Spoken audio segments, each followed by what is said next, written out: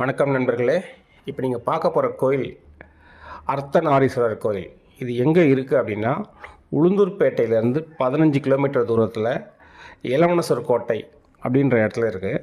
இந்த கோட்டை ஈஸ்வரன், இது கோட்டை ஈஸ்வரன்.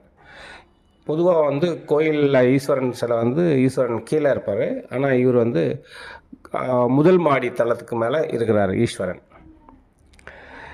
இந்த ஈஸ்வரன் கோயிலில் சுற்றி என்னென்ன இருக்குது அப்படின்னு பார்த்தீங்கன்னா, இவர் மகாராஜா மாதிரி அங்கே இருக்க எல்லா கிராமத்தில் இருக்க ஈஸ்வரன் கோயில், எல்லார் கோயிலிருந்தும் இந்த ஈஸ்வரன் கோயிலுக்கு வரி வரும்.